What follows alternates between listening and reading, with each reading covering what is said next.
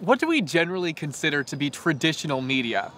As you may have guessed, we're talking about print media, television, radio, online newspapers, and magazines. You encounter these things every day, don't you? When we think about these types of media, it's important to consider some key differences in the way they are owned and funded. To start, there are state and private media and public broadcasting. What's the difference among them? That's what we're going to find out today. Let's start with private media. Private media refers to media that is funded by an individual or group. It is usually motivated by profits. I've done some research that I want to share with you.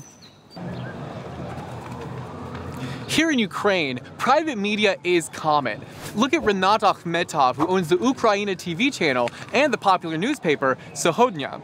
Or look at Viktor Pinchuk, who owns the Novy, ICTV, and STB channels. But these are just two cases. But why do we care? Why is it so important who owns the media we consume? First and foremost, we need to understand that events highlighted by the private media can be distorted or portrayed in certain ways. Media owners can decide what content to offer to the public and can encourage their media to report some events while completely forgetting about others. Michael is right. Ownership can affect what media outlets decide to run.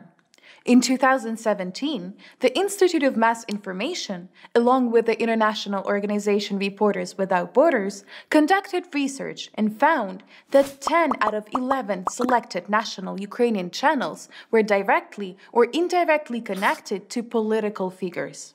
They also found that 75% of the TV audience in Ukraine watches the channels of just 4 influential owners: Viktor Pinchuk, СТБ, Новий канал, ICTV, Ігор Коломойський, 1+1, Дмитро Фірташ, Інтер, and Rinat Akhmetov, who owns the Ukraina TV channel. The same goes for radio. More than 92% of Ukrainians listen to 4 major groups of radio stations that are connected with political figures: Viktor Pinchuk, Serhiy Kurchenko, Anatoly Yevtukhov, and Katarina Kit-Sadova. This distribution of the audience and advertising market accordingly makes it harder for other media to compete for audience attention and gain access to the advertising revenues they need to survive. A potentially concerning trend is that most recently established media in Ukraine, such as Espresso TV, the News One TV channel, and the 112 channel, are also linked to politicians. Knowing about the ownership of the media outlets you watch, read, or listen will help you analyze why information is presented in a particular way, why certain opinions are included, and what the purpose might be.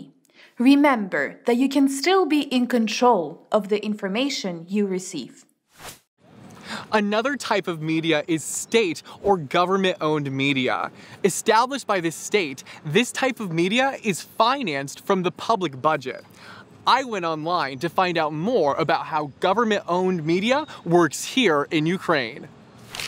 All laws and other legal acts issued by the Verkhovna Rada, as well as official acts of the president and the government, are required to be published in Ukrainian in official government-printed media outlets, including Урядовий Кур'єр, Офіційний Вісник України, Голос України, and Відомості Верховної Ради України.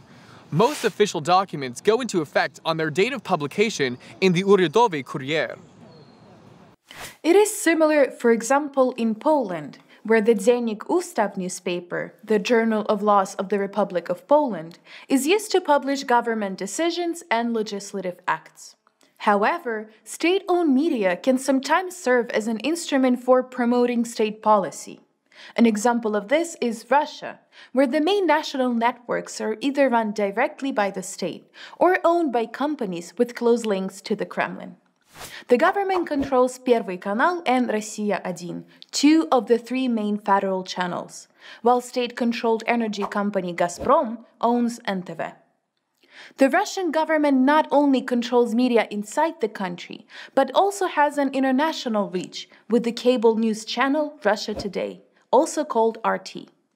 It was conceived by the Russian government as a soft power tool to improve Russia's image abroad and spread Russian narrative around the world, with broadcasts in English, Arabic, and Spanish.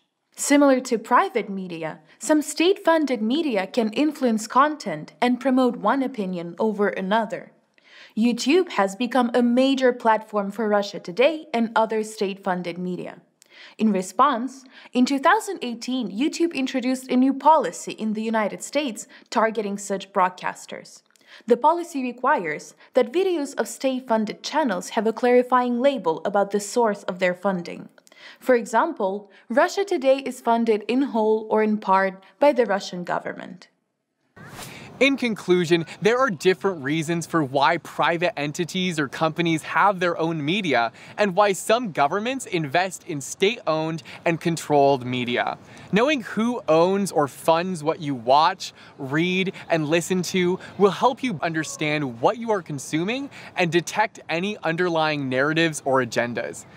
Click on the next video where we're going to talk about public broadcasting, and stay tuned.